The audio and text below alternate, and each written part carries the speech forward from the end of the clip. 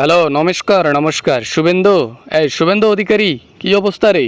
পশ্চিমবঙ্গ কি তোর আন্ডারে আছে, এখন কন্ট্রোলে আছে, নাকি কোনো ভুলভাল হইতেছ কোনো কিছু? আপডেট টাপডেট একটু জানা আমারে নাকি? আপডেট আর কি জানাবো? আপডেট জানার মতো অবস্থানে আমরা নাই। এই যে নির্বাচন হলো, নির্বাচনের পরে যে কাজগুলো করলেন আপনি, এই কাজটার ইফেক্ট এখন পড়তেছে আমার উপরে। আমি এখন ঠেলা পাইতেছি। আরে বেটা, কিসের ঠেলা পাবি বেটা? আরে আমরা বিজেপির মধ্যে যেগুলা নেতা আছে, এগুলা ঠেলা পায় কখনো দেখছিস?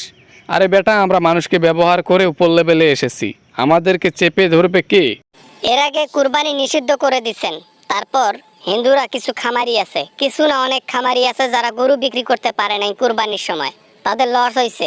আমাকে রাস্তায় ধরে বলেছে, গরু হয় শুভেন্দু নিবি নাহলে মোদিকে নিবি।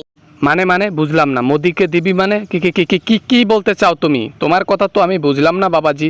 এই এই এই এই এই শুভেন্দু শুভেন্দু, তোমার কথা ক্লিয়ার আসতেছে না, আমাকে একটু বোঝাও তো ভালো করে ভাই। Hello hello. আরে স্যার, আমি বলতে চাচ্ছিলাম যে ওই যে কুরবানি না দেওয়ার কারণে অনেক গরু জমা পড়ে গেছে, আমাদের হিন্দু খামারি যেগুলো আছে আমাকে আটক করে বলেছে, হয় গরু আপনি নেবেন না হলে মোদি নেবে। আমরা গরু বিক্রি করতে পারি নাই, লোকসান হয়ে গেছে। যদি তোমরা গরু না নাও তাহলে তোমাদের বিরুদ্ধে আমরা হিন্দুরাই প্রোটেস্ট করব। বাবা না, মানে কি কি কি কি বলিস শুভেন্দু, কি বলিস? মাথাটা নষ্ট হয়ে গেল দেখি। এ বাবা শুভেন্দু, এ বাবা, যেমনে হোক তেমনে হোক মানুষকে বুঝা। মানুষকে দরকার হলে ভুলভাল বলে আশ্বাস দিও, কোনো সমস্যা যদি না হয় তাও কর। আরে আমি তো অনেক চেষ্টা করেছি, কিন্তু চেষ্টার তো বিফল আমি রাখি নাই। কিন্তু চেষ্টা করার পরেও আমি সামলাইতে পারতেছি না। মানুষ তো ধনে আমার বাড়ি এসে গরু রেখে যাচ্ছে, টাকা দিতে চাচ্ছি না বলে আমাকে হুমকি দামকি করছে, বুঝছো? এরে বেটা রে, এ বেটা আমাদের দলের যেন দুর্নাম না হয় বেটা। কি যে আমি করলাম, ভুলভাল করে ফেললাম, মনে হয় একটু বেশি বেশি হয়ে গেছে। এখন বুঝতে পারতেছি না, এটা করা ঠিক হয় নাই শুভেন্দু। অবশ্যই ঠিক হয় নাই, এটা একটু বেশি বাড়াবাড়ি হয়ে গেছে। কিন্তু আপনাকে তো আমি বোঝাতে পারি নাই, আপনি তো বোঝার চেষ্টাও করেন নাই। এখন বুঝেন ঠেলা।